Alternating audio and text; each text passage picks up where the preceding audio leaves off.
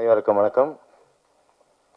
எனக்கு உயிர் கொடுத்த எங்கள் அம்மா அப்பாவுக்கு முதல் வணக்கம். ஓகேவாப்பா? படம் பார்த்தேன், ரொம்ப அருமையாக இருக்கேன். நான் இதில் ஒரு அருமையான கேரக்டர் ஒன்று பண்ணியிருக்கேன். அதுக்கு காரணம் வந்து என் நண்பன் அந்தோனி, டான்ஸ் மாஸ்டர். அவர் வந்து எனக்கு ஒரு 35 வருஷமாக நானும் அந்தோனியும் நல்லா பழக்கம். இது நல்லா பண்ணியிருக்காரு, இயக்குனர் நல்லா பண்ணியிருக்காரு, அப்புறம் கேமரா நல்லா பண்ணியிருக்காரு. ரொம்ப சந்தோஷமாக இருக்குது. ஹீரோ ஹீரோனி நல்லா சிப்ஸு நல்லா சாப்பிட்டாங்க. பாண்டிச்சேரியில் சிப்ஸு நல்லா சாப்பிட்டீங்களா? ஓகே. மீடியாவுக்கு என் மனமார்ந்த வாழ்த்துக்களை தெரிவிக்கிறேன். ரொம்ப நன்றி. பெரிய பெரிய ஆள்லாம் வந்திருக்காங்க. ரொம்ப சந்தோஷமாக இருக்குது. படம் வந்து குடும்பத்தோடு வந்து தேட்டரில் பார்த்தா ரொம்ப சந்தோஷமாக இருக்கும். ஒரு வித்தியாசமாக பண்ணியிருக்காரு இயக்குனர். அவருக்கு என் மனமார்ந்த வாழ்த்துக்களை தெரிவிக்கிறேன். நன்றி, வணக்கம். எல்லாருக்கும் மாலை வணக்கங்கள். இந்த இரவின் விழிகள் படத்தோட காஸ்ட் அண்ட் க்ரூ, அவங்களோட இயக்குனர், அவங்க தயாரிப்பாளர் ரொம்பவே அழகான ஒரு விஷயத்தை வந்த உடனே சொன்னாங்க. பெண்கள் பற்றி, அவங்களோட சுதந்திரத்தை பற்றி அவங்க பேசினாங்க. சொல்லிட்டு பட் உண்மையான சுதந்திரம் என்னது ஆக்சுவலி? ஸோ உண்மையான சுதந்திரம் வந்து நம்ம இளைஞர்கள் எல்லாமே சுதந்திரமாக பேசுதா, அது உண்மையான சுதந்திரம். நான் அது வந்து நம்புகிறேன். ஸோ இந்த படத்தை வழியாக நான் பேச வந்தது இப்போ இருக்க ரொம்ப ரொம்ப ஒரு இம்பார்ட்டண்ட்டான ஒரு விஷயம் வந்து நான் பேச போகிறேன். ஸோ இந்த விஷயம் நான் பேசுகிறது நம்மளோட இளைஞர்களுக்காக தான். ஸோ என்னோட உயிருக்கு மேலே இருக்கிற இளைஞர்கள் அவர்களே, உங்ககிட்ட நான் பேச வந்தது வந்து உங்கள் கண்களில் பார்க்கறது நான் இன்று மட்டும் இல்லை, உங்கள் கண்களை பார்க்கறது என் நாடோட எதிர்காலமே உங்கள் கண்களில் நான் பார்த்து கொள்கிறேன். உங்கள் இதயத்தில் இருக்கிற தீ வந்து நம்ம ஊரை மட்டும் வந்து வெளிச்சம் கொடுக்க வேண்டாம், இந்த உலகத்தை ஒரு வழிகாட்டியாக மாறணும். அதுதான் நீங்கள் இருக்கணும். அண்ட் நீங்கள் இந்த உலகத்தோட வரலாறை எடுத்து பார்த்தீங்கன்னா நம்ம இளைஞர்கள் தான் எல்லாம் புரட்சிக்கு வந்து தோளுக்கு தோல் நின்று இருக்காங்க. இப்போ நீங்கள் மகாத்மா காந்தியோட உப்பு சத்தியாகிரகத்தை பார்த்தீங்கன்னா அங்கே நின்னவங்க தோளுக்கு தோல் நம்ம இளைஞர்கள் தான். அண்ட் நீங்கள் இந்தியாவோட சுதந்திரம் நீங்கள் பார்த்தீங்கன்னா அது வாங்கி கொடுத்ததும் அந்த இளைஞர்கள் தான். விண்வெளி கனவை வந்து கம்ப்ளீட் பண்ணது வந்து நம்ம இளைஞர்கள் தான். ஆனால் இன்னைக்கு அவங்களோட போர்க்களமே வந்து வேற. அவங்க ஆயுதம் வந்து துப்பாக்கியும் வாள் மட்டும் இல்லை, அவங்க ஆயுதம் வந்து ஒரு போஸ்ட்டு, ஒரு ட்வீட்டு, ஒரு ரீல்ஸ் தான். ஸோ இப்போ நீங்கள் ஒரு சோஷியல் மீடியாவில் ஒரு ட்வீட்டோ இல்லை ஒரு ஒரு கமெண்ட்டோ எல்லாம் நீங்கள் போட்டிங்கன்னா அது வந்து கரெக்டான விஷயத்தில் நீங்கள் யூஸ் பண்ணிங்கன்னா அது நீங்கள் எந்த நாட்டையும் எந்த அரசாங்கத்தையும் நீங்கள் வந்து கேள்வி வந்து கேட்க முடியும், எந்த காயத்தை வந்து நீங்கள் சரிப்படுத்த முடியும், எந்த ஒரு ரொம்ப இஷ்யூஸை வந்து நீங்கள் வந்து பேச முடியும். ஸோ உங்களோட ஆயுதம் வந்து ரொம்ப வலுவான ஆயுதம். அது கரெக்டாக நீங்கள் யூஸ் பண்ணுங்க உங்களோட சோஷியல் மீடியா ஹேண்டில். அப்புறம் நீங்கள் உங்கள் கையில் வச்சுருக்கீங்களே என்னோட நண்பர்கள் எல்லாருமே, நீங்கள் அது வந்து ஒரு சாதாரண ஸ்க்ரீன் மட்டும் இல்லை, அது வந்து ஒரு ஒளிகாட்டி, அது ஒரு வழிகாட்டி. அதை வச்சுக்கிட்டு நீங்கள் உலகத்தையே வந்து அழிக்க முடியும், இல்லைன்னா இந்த உலகத்துக்கே நீங்கள் ஒரு வழியை வந்து காட்ட முடியும். ஸோ இந்த ஸ்க்ரீனை வந்து நீங்கள் சாதாரணமாக நினச்சிக்காதீங்க, இது ஒரு புரட்சி. ஸ்க்ரீன் மட்டும் இல்லை உங்கள் கையில் இருக்கிறது. ஸோ என்னோட இளைஞர்கள், என்னோட நண்பர்களுக்கு நான் என்ன சொல்ல விரும்புகிறேன்னா, உங்கள் லைஃப்பை வந்து நீங்கள் ஜஸ்ட்டு சாதாரணமாக ஸ்க்ரோல் பண்ணாதீங்க நண்பர்களே. நீங்கள் வந்து ஜஸ்ட் சிம்பிளி ஒரு லைக்ஸ் அண்ட் ஃபாலோவர்ஸ்க்காக உங்கள் வாழ்க்கையை வந்து நீங்கள் அழிச்சிடாதீங்க. உங்களோட குரல் இருக்குல்ல, அதை நீங்கள் ஒரு நாட்டுக்காக பயன்படுத்துங்க, ஒரு காட்டுக்காக நீங்கள் பயன்படுத்துங்க. ஒரு குரல் இல்லாத குழந்தைங்களுக்காக ஒரு குரலாக மாறுங்க. ஒரு ரொம்பவே ஏழையான இருக்க தாய்மார்களுக்கு ஒரு குரலா மாறுங்க. கொஞ்சம் கொஞ்சமா அழிஞ்சிட்டு இருக்கிற நதிகளுக்கு அது வந்து நீங்க யூஸ்ஃபுல்லா இருங்க. அண்ட் நீங்க என்ன நினைக்கிறீங்க, இன்ஃப்ளூயன்ஸ் வந்து ஃபேஷன் மட்டும்தான் ஒரு இன்ஃப்ளூயன்ஸா? இன்ஃப்ளூயன்ஸ் வந்து உங்க கருத்து, இன்ஃப்ளூயன்ஸ் வந்து உங்க குரல், இன்ஃப்ளூயன்ஸ் வந்து மற்றவங்களுக்கு காட்டுற கருணை. நீங்க எப்படி கருணை வந்து காட்ட முடியுது? நீங்க மற்ற மனிதர் மேல வச்சிட்டு இருக்கிற நேசமோ அவங்க மேல வச்சிட்டு இருக்க உறவு தான் உண்மையான இன்ஃப்ளூயன்ஸ் உங்களுக்கு. சும்மா இது நம்ம சோஷியல் மீடியால பாக்குற இன்ஃப்ளூயன்ஸ் மட்டும் கிடையாது. அப்படி போயிட்டு நீங்க மற்றவங்க லைஃபை வந்து இன்ஃப்ளூயன்ஸ் பண்ணுங்க. நீங்க அந்த சோஷியல் மீடியா வச்சுட்டு ஒரு வெறுப்பை வந்து காமிச்சீங்கன்னா அது 1000 மடங்கு இன்க்ரீஸ் ஆகும், அது வளரும். அதே மாதிரி நீங்க ஒரு நம்பிக்கை காமிச்சீங்கன்னா அது 1000 வாட்டி வந்து வளரும். அதே மாதிரி துணிச்சல் காமிச்சீங்கன்னா அது 1000 வாட்டி மடங்கா போயிட்டு மற்றவங்களுக்கு உதவியா இருக்கும். அது யாராலையும் வந்து நீங்க நிப்பாட்ட முடியாது. ஸோ உங்களோட நாட்டோட எதிர்காலம் வந்து பாராளுமன்றமோ இல்லை ஒரு கார்பரேட் நிறுவனங்கள் வந்து டிசைட் பண்ணலை, அவங்க வந்து தீர்மானிக்கல. அது எல்லாம் உங்க இளைஞர் கைகளில் தான் இருக்கு. உங்க கையில வச்சிட்டு இருக்கிற போனும் சோஷியல் மீடியால தான் இருக்கு. ஸோ யாருமே இங்க வந்து நாட்டோட ஃபேட்டை வந்து டிசைட் பண்ண முடியாது. ஸோ நானே வந்து நம்ம எல்லாருமே ஒரு உலகம் வந்து திரும்பி பார்க்கும்போது எப்படி பார்க்க போறாங்கன்னா, தமிழ்நாடுல இருக்க இளைஞர்கள் ரொம்பவே கஷ்டப்பட்டு போராடி இந்தியாவோட தலையெழுத்தே வந்து மாத்திருக்காங்க. அப்படிதான் இந்த சோஷியல் மீடியாவை நீங்க யூஸ் பண்ணுங்க. ஸோ ஒரு நல்ல குரலை வந்து சோஷியல் மீடியால நல்ல குரலா வந்து மாத்துங்க சோஷியல் மீடியாவில். நீங்க வந்து ஒரு நல்ல உதாரணமா இருங்க. உங்க கமெண்ட்ஸை வந்து கரெக்டா நீங்க யூஸ் பண்ணுங்க. ஸோ நீங்க வந்து இப்போ இருக்கிற இளைஞர்களுக்கு வந்து வழி மட்டும் நீங்க காமிக்கல, வர ஜென்ரேஷன்ஸ்க்கும் நீங்க வழி காட்டியா இருப்பீங்கன்னு நான் நம்புறேன். ஸோ இந்த படத்தோட காஸ்ட் அண்ட் க்ரூக்கு என்னோட மனமார்ந்த வாழ்த்துக்கள். இந்த படம் பெருசா வெற்றி படட்டும். Thank you John sir for giving me this opportunity. எல்லாருக்குமே வணக்கம். ஃபர்ஸ்ட் ஆஃப் ஆல் நான் ரொம்ப ஷார்ட்டாக முடிச்சிடுறேன். இந்த படம் எடுத்த ப்ரொடியூசர் மகேந்திரன் அவர்களுக்கு ரொம்ப நன்றி. ஏன்னா வந்து நான் எப்பவுமே ப்ரொடியூசர் பாயிண்ட் ஆஃப் வியூ தான் பேசுவேன். ஏன்னா ஒரு ப்ரொடியூசர் இருந்தால் தான் ஒரு படம் வரும். ஸோ ப்ரொடியூசர் அப்படின்ற ஒருத்தர்னால தான் 100 பேருக்கு வேலை கிடைக்கும், 10,000 பேர் வந்து படம் பார்க்கலாம், 10 லட்சம் பேர் படம் பார்க்கறதுக்கான ஒரு வாய்ப்பு இருக்கும். So congratulations. அடுத்து வந்து இயக்குனர் டைரக்டர் இல்லாமல் எந்த படமும் வெளியில் வரப்போகிறது கிடையாது. ஸோ உதயகுமார் சார் வந்து மென்ஷன் பண்ணியிருந்தார் ஒரு ப்ராப்ளம், எஸ்பெஷல்லி அது நானும் ஒத்துக்கிறேன். ஏன்னா ரொம்ப நாளாக வந்து ஆல்மோஸ்ட் 6 months ஆல் மோர் தென் மேபி மைண்டில் ரொம்ப டிஸ்டர்பிங்காக இருந்த தாட்டே இதுதான். நான் தமிழ் கிடையாது, I am born brought up in Andhra, but due to love of Tamil Nadu and Tamil culture, I shifted over here. ஆனால் அந்த டைமில் நான் என்ன யோசிச்சிருந்த ஒரு தாட் ப்ராசஸ் வந்து என்ன இருந்ததுன்னா, இங்கே மட்டும்தான் ரொம்ப அன்பா அண்ணா அன்னு கூப்பிடுவாங்க. இது வந்து இப்போ இல்லை, ரொம்ப பாஸ்ட்லேருந்து இருந்த கல்ச்சர். அப்போ Telugu industry separate, Tamil industry separate கிடையாது. அது ஒரு பாசத்தோட அண்ணா அக்கா அண்ணான்றது வந்து ரொம்ப பாசமாக இருந்தது. அதோட வேல்யூ, அதோட டெப்த் ஆஃப் ஆரிஜின் வந்து ரொம்ப ஸ்ட்ராங்காக இருந்துச்சு. இப்பவும் பார்த்தா எல்லாம் ப்ரோவாக மாறிச்சு. ஸோ இது எதுக்கு சொல்ல வரேன்னா, தமிழ்நாட்டில் வந்து கல்ச்சர் அண்ட் சினிமா வந்து ஒரு பாட்டாக இருந்தது.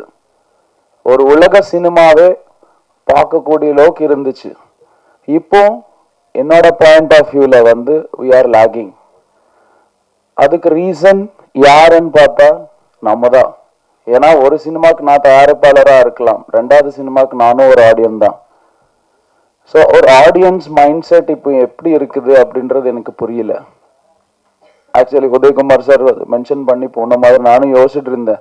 ஓகே, புஷ்பா மாதிரி மூவிஸ் வந்தால் தான் ஆடியன்ஸ் பார்ப்பாங்களா, இல்லை பாகுபலி மாதிரி வந்தால் தான் பார்ப்பாங்களா அப்படின்ட்டு.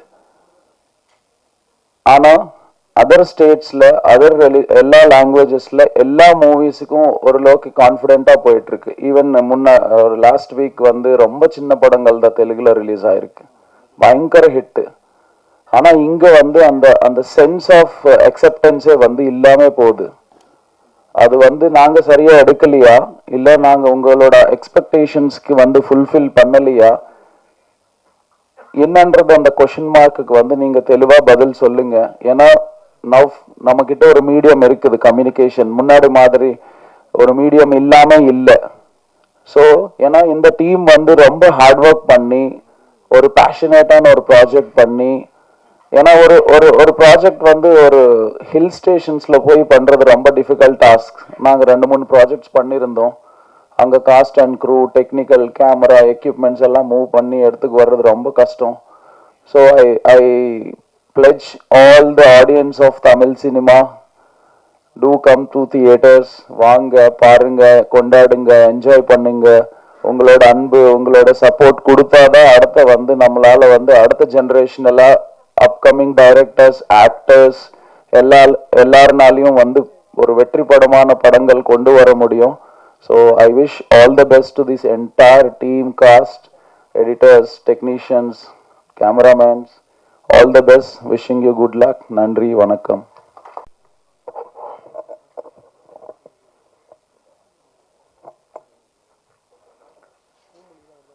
இரவின் விழிகள் திரைப்படத்தினுடைய இசை வெளியீட்டு விழாவில் பங்கேற்றிருக்கிற தொழில்நுட்ப கலைஞர்கள், நண்பர்கள், தோழர்கள் அனைவருக்கும் மாலை வணக்கம்.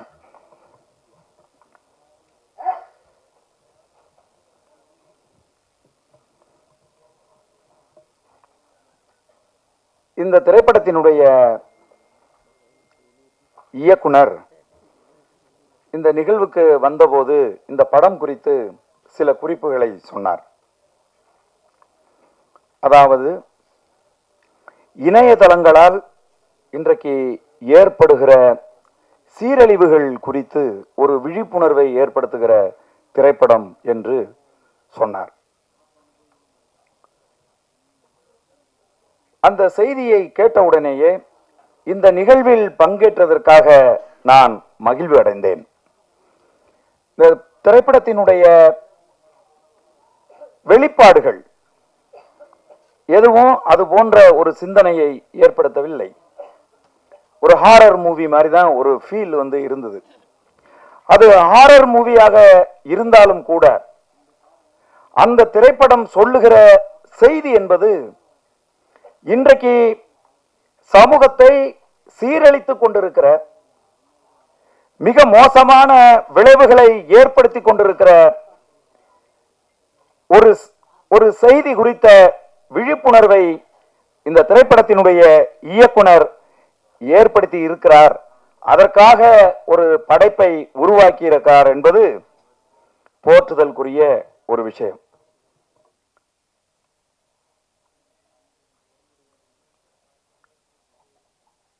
பொதுவா வந்து திரைப்படங்களை பற்றி பேசுகிற போது அதனுடைய வெளியீடுகள் குறித்து கவலைப்பட்டார்கள். மதிப்புக்குரிய போஸ் வெங்கட் அவர்கள் பேசுகிற போது, திரைப்பட வெளியீடு என்று சொன்னாலே எங்களை திரும்பி பார்க்கிறார்கள் என்று வருத்தத்தோடு பேசினார். ஒரு நிறுவனம் ஒரு திரையரங்குகளில் தொடர்ச்சியாக தங்கள் நிறுவனம் வாங்குகிற திரைப்படங்களே இருக்கிறது மாதிரி பார்த்துக்கிட்டா வேற யாரு அந்த எந்த திரையரங்கில் திரைப்படங்களை வெளியிட முடியும்? அப்ப சின்ன திரைப்படங்கள் வருகிற திரைப்படங்களுக்கு திரையரங்கில் கிடைக்க மாட்டேங்குது. இப்போ ஒரு திரைப்படம் ரிலீஸ் ஆயிருக்கு, படையாண்ட மாவீரன் அப்படின்னு. படம் பார்த்தவர்கள் எல்லோருமே சொல்லுகிறார்கள், ரொம்ப நல்லா இருக்கு இந்த படம், வசனங்கள் மிக சிறப்பாக இருக்கிறது, தமிழ் சமூகத்தினுடைய ஓர்மை பத்தி பேசுகிற ஒரு அருமையான திரைப்படம் அப்படின்னு படத்தை பார்த்தவர்கள் எல்லோரும் சொல்லுகிறார்கள். படம் எங்க ஓடுது? தமிழ்நாட்டில் நூன் ஷோ போகுது, செகண்ட் ஷோ போகுது, ஒரு ஒரு ஷோ, ஒரு காட்சி தான் ஒரு திரைப்படம். அந்த திரைப்படம் போகுது, எந்த இடத்துல ஓடுதுன்னு ப்ரொடியூசருக்கே தெரியல. எந்த தேட்டர்ல இருக்கு, எந்த தேட்டர்ல எடுத்துட்டாங்க அப்படிங்கிறது தெரியல. இதை ஒழுங்குபடுத்த வேண்டும். யார் ஒழுங்குபடுத்துவது? இங்க இருக்கக்கூடிய திரைப்பட துறையை ஒழுங்குபடுத்துவதற்காக இருக்கக்கூடிய திரைப்பட சங்கங்கள், திரைப்பட தயாரிப்பு நிறுவனங்கள், டிஸ்ட்ரிபியூட்டர்ஸ், இவங்க எல்லாரும் தான் இந்த திரைப்பட துறையை வழிநடத்துவதற்காக இருக்கிறவர்கள். இவங்க எப்பவுமே கவலைப்படுவதில்லை. அதுக்கு என்ன காரணம்னா அரசியல். வருத்தப்பட்டுக்குவாங்க,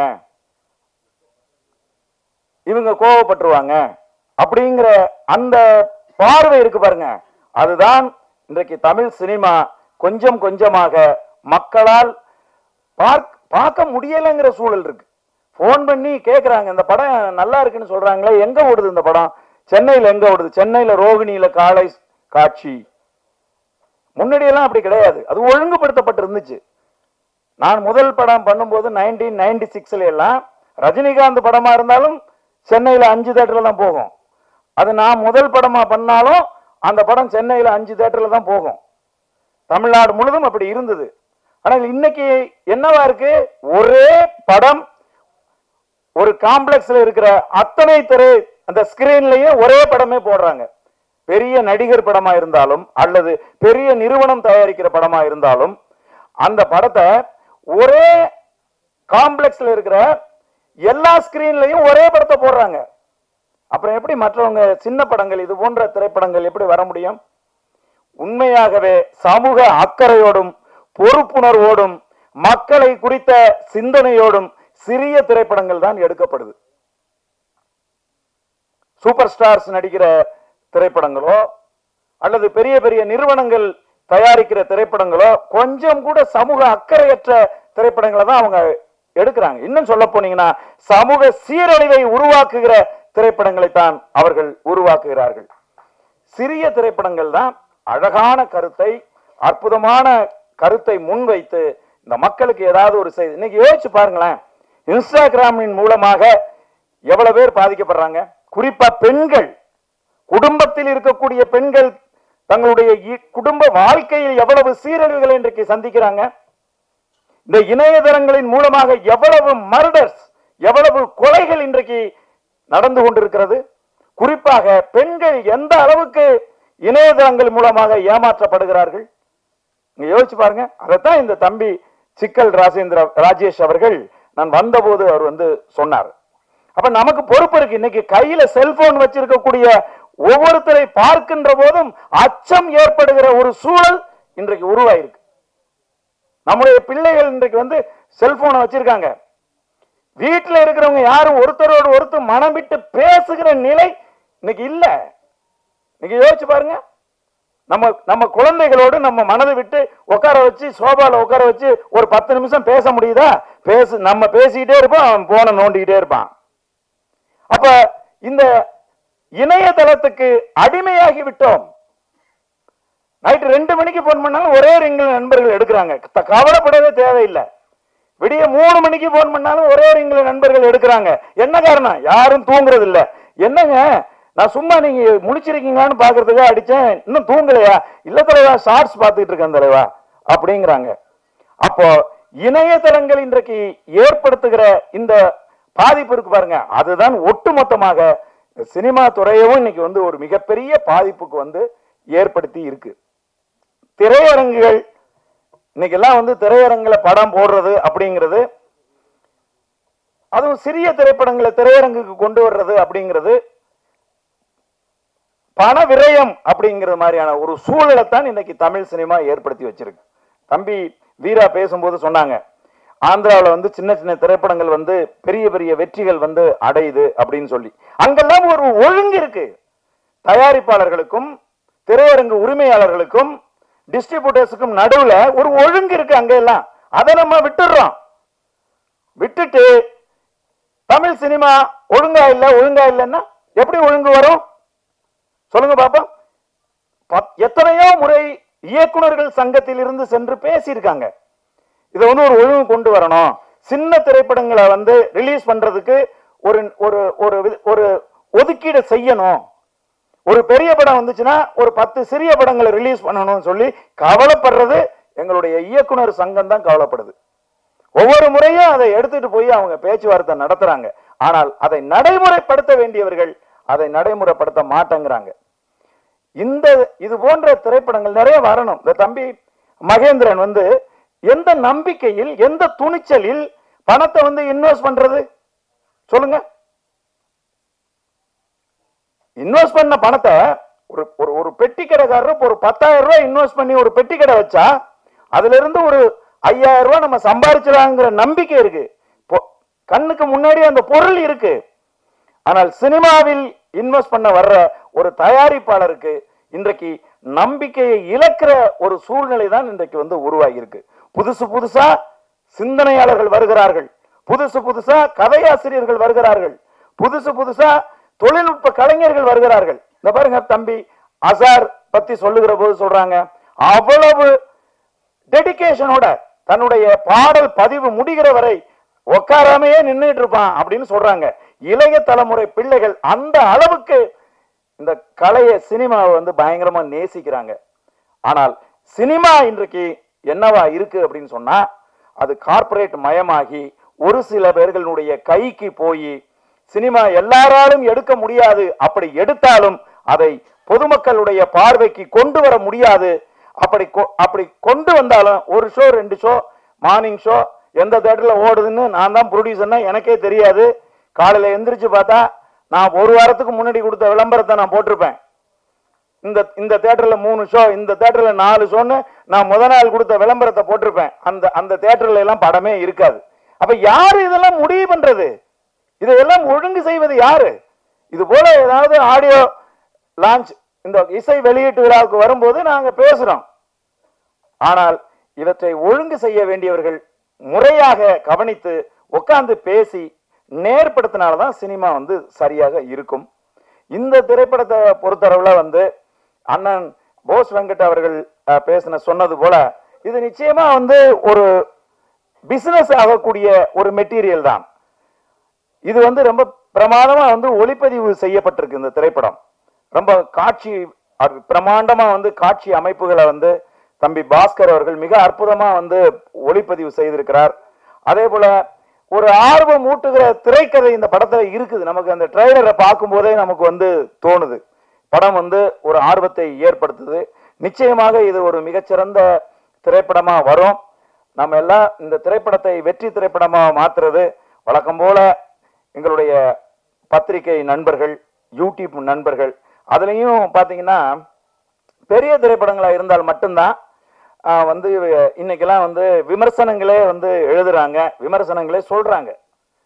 அதுலயும் சொல்ல போனீங்கன்னா லேண்ட்மார்க்கா இன்னைக்கு வந்து சில யூடியூபர்ஸ் வந்து இருக்காங்க. அவங்க வந்து விமர்சனம் பண்ணா மட்டும்தான் அது ஒரு ஒரு நல்ல படம் அப்படிங்கிற மனநிலையெல்லாம் உருவாக்கி இன்னைக்கு வச்சிருக்காங்க. சோசியல் மீடியா அதை யாராலும் ஒன்றும் செய்ய முடியாது. அப்படித்தான் இன்னைக்கு உருவாகி இருக்கு. அதனால இது போன்ற திரைப்படங்களுக்கு நீங்க சிறிய படங்களுக்கு ஆதரவு கொடுங்க. என்னைக்காவது ஒரு நாள் தான் இந்த கதாநாயகர்களோட படங்கள் வரும். ஆனால் சிறிய திரைப்படங்கள் தொடர்ச்சியாக வந்துகிட்டே இருக்கும். அப்ப நம்ம யாரு பக்கம் நிக்கணும்?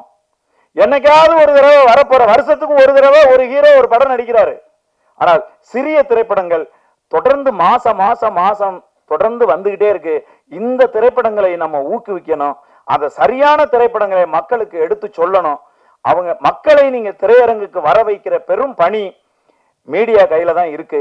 இந்த திரைப்படம் இரவின் விழிகளை நாங்கள் உங்களிடம் ஒப்படைத்து விடைபெறுகிறேன். நன்றி, வணக்கம். இன்னைக்கு எந்த கண்டட்டுமே இல்லை. ஆறு மாசிலேருந்து போஸ் வெங்கட்ல இருந்து கலைஞர் வரைக்கும் எல்லா கண்டட்டையும் கலக்கி கொடுத்தாச்சு. நானே கலங்கி போயிருக்கேன் என்னடா பேசுறதுன்ட்டு. அதிமுக சார்பாக இங்கே வந்து வாழ்த்திய ஆர் உதயகுமார் சாருக்கும், திமுக சார்பாக இந்த இரவின் விழிகள் படத்தை வாழ்த்திய போஸ் வெங்கட் அவர்களுக்கும், நாம் தமிழர் சார்பாக இந்த இரவின் விழிகள் படத்தை வாழ்த்தி பேசி அமர்ந்திருக்கும் அண்ணன் களஞ்சியம் அவர்களுக்கும் பாஜக சேரவிருக்கும் அனைவருக்கும் இல்லை அதான் சேரப்போகிறாங்க மற்றவங்களாம். ஆமாம், சேரப்போ அனைவருக்கும் என்னுடைய நன்றி. இது ஃபஸ்ட்டு பார்த்தா எல்லாரும் ஒரு பேச்சையும் கேட்டு அசந்துட்டேன். அதில் கதாநாயகி நீமா வாமா சொல்ல கைப்பிச்சு அவங்க நல்ல நடிகை நிரூபிச்சிட்டாங்க. அவங்க டேரக்டர் மாதிரி மிமிக்ரி, அவர் எப்படி பேசுவாரோ அதே மாதிரி மிமிக்ரி பண்ணாங்க பாருங்க, அங்கேயே சிறந்த நடிகை ஆகிட்டாங்க. வாழ்த்துக்கள், நல்லா மிமிக்ரி பண்ணுறீங்க. அடுத்து கோமல் சர்மா அவர்கள், அவங்க அரசியல் தலைவர்கள் பேச வேண்டிய பேச்செல்லாம் பேசியிருக்காங்க. கலைஞர் சார் சீமான் பேச வேண்டியது அவங்க பேசிட்டாங்க. இப்போ சோசியல் மீடியா எந்த அளவுக்கு கேவலமாக இருக்குது, எதாவது தப்பாக யூஸ் பண்ணுறாங்க, அது எப்படி சரியாக யூஸ் பண்ணணும். உண்மையிலேயே ஒரு சினிமா விழாவில் வந்து ஒரு சமூகத்துக்கு தேவையான விஷயத்த சொல்லிட்டாங்க. நன்றி.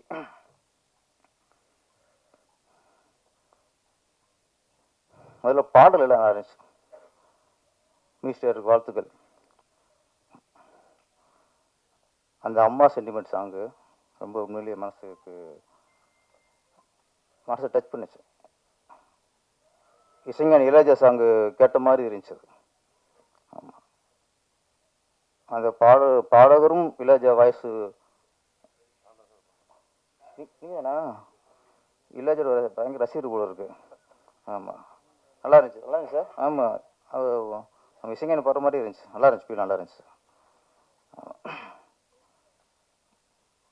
அப்புறம் அவங்க நீங்கள் பாடின பாட்டு ஒன்று போடலை, அதை போட்டுக்கணும், நல்லா கொஞ்சம் செக்ஸியாக இருந்துச்சு. உதயகுமார் சார் ஃபீல் பண்ணார், இது இந்த படத்தில் இருக்குனாரு. ஆமாம் சார், அது போடலை அப்படின்னாரு. அது இப்போ விட்டாங்க சார், நான் கிளம்புறேன்ட்டார். ஃபஸ்ட்டு பேசி போன காரணமே அது எதிர்பார்த்தது இல்லை இங்கே, அதனால கிளம்பிட்டார். நல்லா இருந்துச்சு சாங்.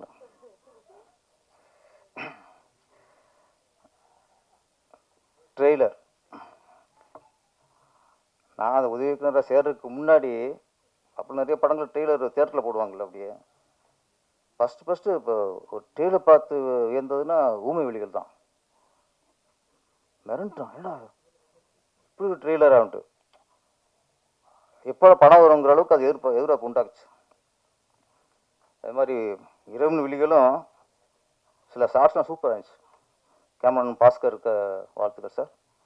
அந்த டாப் ஆங்கிள் அப்படியே அந்த கார் போகிறதுலாம் ரொம்ப ரொம்ப மிரட்சியாக இருந்துச்சு. ஒளிப்பு ரொம்ப இந்த படத்துக்கு மிகப்பெரிய படம்.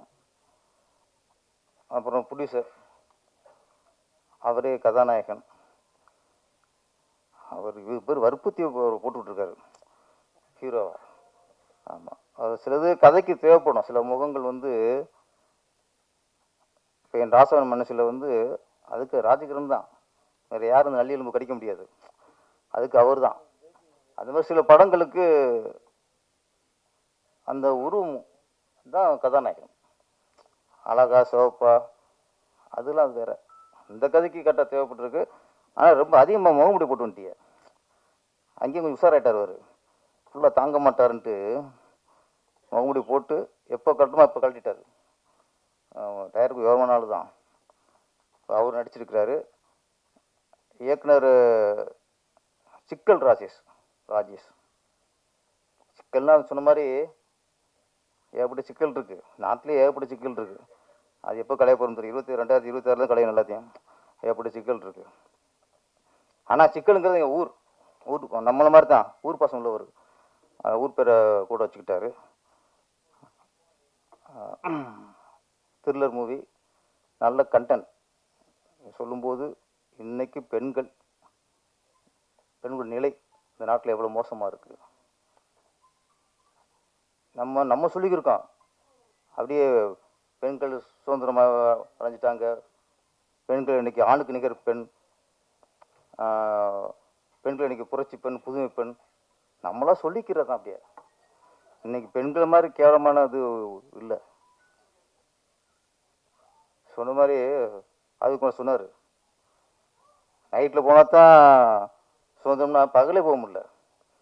அன்னைக்கு சொன்னாங்க, எந்த ஒரு இரவில் ஒரு பெண் நகையெல்லாம் அணிஞ்சிட்டு எப்போ தனியாக போகிறாங்களோ அன்னைக்கு சுதந்திரம்ட்டு. இன்னைக்கு நகை மட்டும் போகாது, கற்பும் குயிரும் கூட இருக்கும். அதை அதுக்கு விழிப்புணர்வு ஏற்படுத்த மாதிரி இந்த இறைவன் விழிகள் நல்ல ஒரு த்ரில்லருங்கும்போது உங்களுக்கு இப்போ பிஸ்னஸ் பிரச்சனை இல்லை, அப்படியே பண்ணிடலாம். படம் வெற்றியுடைய வாழ்த்துக்கள். இன்னைக்கு எல்லாரும் பேசும்போது படத்தோட வெளியீடு, சின்ன படங்களுக்குள்ள பிரச்சனைகள், ரிலீஸில் உள்ள பிரச்சனைகள், ஆர் விஜயகுமாரில் சார்லேருந்து போஸ்ட் வெங்கட் சார்லேருந்து கலைஞி மன்னன் வரைக்கும் இன்னைக்கு அதுதான் இன்னைக்கு ஒரு ஆதங்கம், ஒரு கவலை. சினிமாவில் உள்ள ஒரு பெரிய பெரிய இடர்பாடு. இன்னைக்கு படம் எடுக்கிறது இன்னைக்கு பெரிய விஷயமே இல்லை, அதை ரிலீஸ் பண்ணுறது தான் பெரிய விஷயமா இருக்குது. ஒரு சின்ன படத்தை ரிலீஸ் பண்ணுறது தான் முதல் வெற்றியாக இருக்குது. இன்னைக்கு நம்ம நிறைய சொல்கிறோம், தேட்டருக்கு வர மாட்டேங்கிறாங்க, தேட்டரு கிடைக்க மாட்டேங்குது, ஷோ மாற்றி மாற்றி கொடுக்குறாங்க. ஆளுக்கு ஒரு ஆராய்ச்சி பண்ணிக்கிட்டு இருக்கோம்ண்ணே, ஒவ்வொருத்தரும் ஒவ்வொரு விஷயம் சொல்லிக்கிட்டு இருக்கோம். ஆனால் இது வந்து நம்ம ஒரு தேட்டருக்காரங்களை குறை சொல்லிட முடியாது, தயாரிப்பாளரும் குறை சொல்லிட முடியாது, மக்களுக்கு குறை சொல்ல முடியுமா, அவங்க குறை சொல்ல முடியாது. நிறைய சின்ன படங்களை அவங்க பார்த்து மிகப்பெரிய வெற்றி அடைச்சிருக்காங்க, எத்தனை சின்ன படம் ஓடி இருக்கு. அப்போ மக்களும் குறை சொல்ல முடியாது. இங்கே எங்கே என்ன சிக்கல், என்ன பிரச்சனை, இது ஆராய வேண்டிய விஷயமா இருக்கு தவிர இது ஒரு குற்றச்சாட்டாக ஒரு இதை நம்ம கொடுக்குற மாதிரி இல்லை. ஆனால் ஒன்றே ஒன்று உண்மை, முன்னெல்லாம் சினிமா நல்லா இருக்கணும்னு எல்லா சினிமாவுக்கும் நினைப்போம், சினிமா நல்லா இருக்கணும் எல்லா தயாரிப்பும் நினைப்பாங்க, சினிமா நல்லா இருக்கணும் எல்லா நடிகரும் நினைப்பாங்க, சினிமா நல்லா இருக்கணும் எல்லா இயக்கமும் நினைப்பாங்க. ஆனால் இன்னைக்கு இல்லை, நான் நல்லா இருக்கணும், என் படம் மட்டும் ஓடணும், என் படம் ஓடணும் ஓடாட்டேன்னா என் படத்தை எல்லாத்துலேயும் போட்டு நான் வசூல் வரணும், இத்தனை ஓடி வசூல் நான் சொல்லணும். ஒரு ப்ரொடியூசரு எல்லா தேட்டரும் அவர் கவர் பண்ணிடுறாரு, இன்னொரு ப்ரொடியூசருக்கு தேட்டர் வேணுமெங்கிற அவங்க கவலைப்பட்டதில்லை. அப்போ இன்னைக்கு சினிமா அழிக்கிறது சுயநலம். என் படம் ஓடினா போதும், என் படம் ஓடினான்னு ஓடாட்டேன்னா அப்படி நினச்சா நாளைக்கு கொஞ்சம் கொஞ்சம் சினிமா அழிஞ்சு அதில் நம்மளும் அழிச்சிருவோம். யாரோ சுயநலத்தில் இருக்காங்களோ அவங்களும் அழிச்சிருவாங்க. இது ஒரு பொது பார்வை வேணும். சினிமா நல்லா இருக்கும்னா நடிகர்லேருந்து தயாரிப்பாளர்லேருந்து இயக்குனர்லேருந்து எல்லாரும் நினைக்கணும். அது இன்னைக்கு இல்லை. இன்னைக்கு கலைஞர் சார் சொன்ன மாதிரி ஒரு 5 வருஷத்துக்கு முன்னாடி அதான் சார், பெரிய ஸ்டார் படமும் 5 தேட்டர் தான். வடபழனியில் கமலா தேட்டரில் போட்டால் உதயம் தேட்டரில் போடக்கூடாது, ஏஎம் ராஜேஸ்வரி, காசி, எஸ்ஆர் பங்கஜம் இதில் ரிலீஸ் பண்ணக்கூடாது. உதயத்தில் போட்டால் கமலா, அந்த சுற்றுல இருக்க இங்கிலீஷ் பண்ணக்கூடாது. மாதிரி அங்கே அபிராமியில் போட்டால் ஆல்புட் போடக்கூடாது, தேவியில் போட்டால் இங்கே சத்தியம் போடக்கூடாது. ஒரு கட்டுப்பாடு ஒரு ஒழுங்கு இருந்துச்சு. இப்போ பெரிய படங்கள் வந்து சென்னையில் எத்தனை தேட்டர் இருக்கோ அத்தனை தேட்டரும் அவங்க படம் தான். அதனால் அது இனிமேல் 50 நாள் 100 நாள் ஓடுறதுலாம் வாய்ப்பே இல்லை. அதனால தான் உங்களுக்கு 3 நாள் 1 வாரம் கலெக்ஷன் முடிஞ்சு அடுத்து 2வது வாரம் பார்த்தா தேட்டரில் ஆள் இல்லை. இதில் ஒன்றே ஒன்று என்ன, இந்த விமர்சனம் பற்றி சொன்னாங்க. ஒரு காலத்தில் அப்போ தான் ஒரு இயக்குனர் படம் ரிலீஸ் ஆனாலோ ஒரு தயாரிப்பாளர் படம் ரிலீஸ் ஆனால், அது முக்கியமாக இயக்குனர் தமிழ் ரிலீஸ் ஆகும்போது படம் ரிலீஸ் ஆனதுக்கப்புறம் சில வாரப்பத்தியில் வர விமர்சனத்தை ரொம்ப எதிர்பார்ப்பாங்க. இந்த வாரம் வரலைன்னா அடுத்த வாரம் வரும்ட்டு அடுத்த வாரம் அந்த புக்குக்காக காத்திருப்பாங்க. அடுத்த வாரம் இல்லைன்னா 3வது வாரம் வந்து அந்த புக்குக்காக வாங்கி பார்ப்பாங்க, இந்த வாரம் படத்துக்கு விமர்சனம் வந்திருக்கான்ட்டு.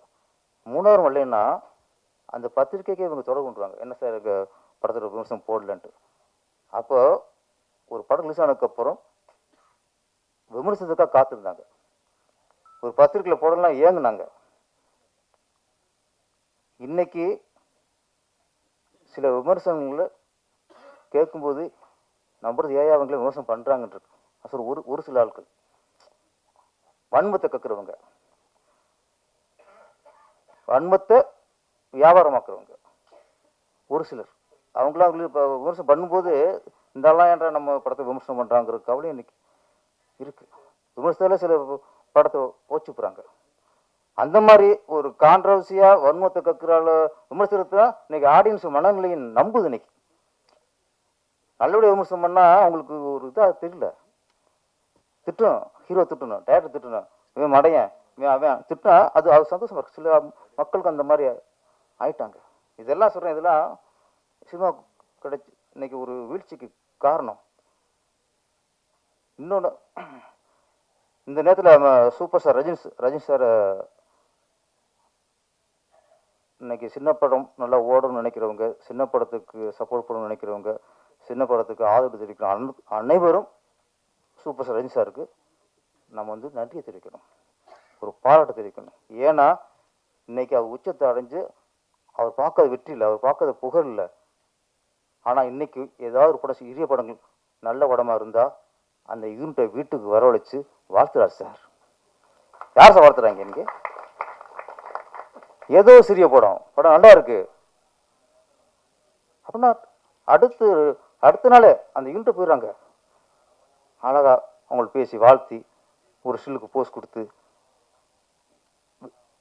ரஜினி சார் இந்த படத்தை நல்லா இருக்குன்னு சொல்லிட்டாருங்கிறதுக்காக அந்த படத்தை படம் பார்க்குறாங்க.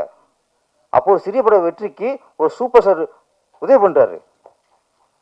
ஏன்னா அவர் தான் சினிமா நல்லா இருக்குன்னு நினைக்கிறவர். எனக்கு தெரிஞ்சு பாட்ஷாவோ படையப்பான்னு தெரியல, வெற்றி விழா, அவர் படத்தை வெற்றி விழாவில் இயக்குனர் சேர்னு அழைக்கிறாரு. பொற்காலம் படம் படத்தை பாராட்டி அவருடைய வெற்றி விழாவில் அவருக்கு செயின் போறாரு. எந்த ஹீரோவுக்கு இந்த மனசு வரும்? அவங்க வெற்றி விழாவில் அவங்கள பற்றி பேசணும், அவங்கள பற்றி பொழுது பேசணும், அந்த படத்தை பற்றி பேசணும். ஆனால் ரஜினி சாரோட ஒரு நல்ல உள்ளம் இன்ன வரைக்கும் எத்தனை படங்கள் அவர் இயக்குனரையும் தயாரிப்பாளரையும் அழைச்சி வாழ்த்துட்டாரு. நான் சொல்கிறேன், இதே மாதிரி உச்சத்தில் இருக்க பெரிய பெரிய ஹீரோக்கள் நீங்கள் எல்லா படத்தையும் பாராட்ட வேணாம். நீங்கள் படம் பாருங்க, உங்களுக்கு உடம்பு பிடிச்சிருந்தா, சின்ன படங்கள் ஏதாவது பிடிச்சிருந்தா, நல்லா இருந்தா, நீங்கள் சினிமாவுக்கு நல்லதுன்ற நினச்சி அந்த யூனிட்டை கூப்பிட்டு வாழ்த்துங்க. இல்லையா, இந்த படம் பார்த்து நல்லா இருக்குன்னு ஒரு ட்விட்டர் போடுங்க. இது நீ சினிமாவுக்கு செய்கிற மிகப்பெரிய சேவை. நம்ம சம்பாதிச்சிட்டோம், நம்ம கோடிக்கணக்கு சம்பாதிச்சிட்டோம். அதுக்காக நீங்கள் எல்லா படத்தையும் பாராட்ட வேணாம், உங்களுக்கு பிடிச்சதா பாராட்டுங்க. இன்னைக்கு அது தேவை சார். இன்னைக்கு சிறிய படங்களுக்கு இந்த மாதிரி இப்போ வளர்ந்தவங்க, சிம்மாசனம் உட்கார்ந்துருக்கவங்க, நம்ம ஒரு காலத்தில் இந்த மாதிரி சின்ன படத்தை நடிச்சு தான் பெரிய ஆள் ஆயிருக்கோம். இது மிகப்பெரிய இன்னைக்கு இருக்க காலகட்டத்துக்கு சிறிய நல்ல படங்களுக்கு பெரிய ஹீரோக்கள் அவங்க வாழ்த்தினாலே அது மிகப்பெரிய ஒரு வெற்றியை தரும். அதை நான் வேண்டி விரும்பி கேட்டுக்கிறேன். மற்றபடி இந்த இரவின் விழிகள் வாழ்த்து வந்த அனைவருக்குமே நன்றி. சிஸ்டர் மனோகர் சார், ஆமாம் அவங்க, ஆமாம் திருப்பாச்சியில் கிளைமேக்ஸு